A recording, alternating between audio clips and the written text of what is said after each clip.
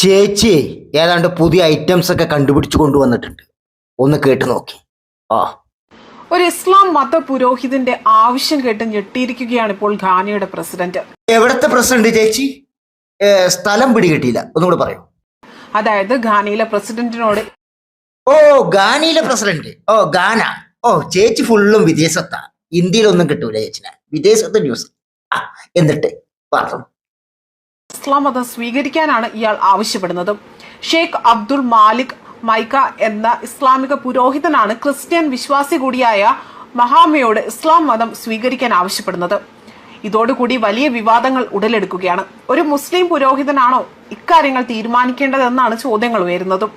ഏത് മതം സ്വീകരിക്കണം അല്ലെങ്കിൽ ഏത് മതത്തിൽ വിശ്വസിക്കണം എന്നതൊക്കെ ഓരോരുത്തരുടെയും അവരുടെ കാര്യമാണ്, അല്ലെങ്കിൽ അവരുടെ സ്വാതന്ത്ര്യമാണ്. അതിൽ ചേച്ചി ഒരു മിനിറ്റ്. ചേച്ചി ന്യൂസ് വായിക്കുമ്പോ തപ്പുന്നുണ്ടല്ലോ. കള്ളത്തരമായിട്ടുള്ള നുണ ന്യൂസ് ആകുമ്പോൾ തപ്പേണ്ടി വരും ചേച്ചി. സത്യസന്ധമായ ന്യൂസ് ആണെങ്കിൽ തപ്പേണ്ട ആവശ്യമില്ല. അതങ്ങനെ പറഞ്ഞു പോവാൻ. ഇത് ഞങ്ങൾ മുസ്ലിങ്ങൾ പ്രതീക്ഷിച്ചാണ് ചേച്ചി ഈ കർമ്മയിൽ ഇങ്ങനെ ന്യൂസ് വരുന്നത്. കാരണം കന്യാസ്ത്രീകളുടെ മതം മാറ്റുന്നതിന്റെ പേരിൽ ജയിലിനകത്ത് ഇട്ടിട്ട് ഇപ്പം വല്ല ജാമ്യത്തിൽ വിട്ടതല്ലേ ഉള്ളൂ. അപ്പൊ മുസ്ലിങ്ങൾക്ക് എന്തെങ്കിലുമൊക്കെ ഒന്ന് കൊടുക്കണമെന്ന് കർമ്മ ആലോചിച്ചുകൊണ്ടിരിക്കുമ്പോ അങ്ങനെ ചേച്ചി വെച്ചുപിടിച്ചു ഘാനയിലേക്ക്, അല്ലേ ചേച്ചി? ലോകത്ത് ആരും അറിയാത്തൊരു ന്യൂസുമായിട്ട് ഘാനയിൽ നിന്ന് ചേച്ചി വന്നു. ചേച്ചി കൊള്ളാം ചേച്ചി. ഇനി ഇതേപോലത്തെ ന്യൂസൊക്കെ ആയിട്ട് ഇടയ്ക്ക് ഈ വഴി ഒന്ന് വരണേ. പോട്ടെ ചേച്ചി. എന്തെല്ലാം ഉടായിപ്പോൾ ഘാന. ഇവിടെ എവിടെയും ഇല്ല ഘാന.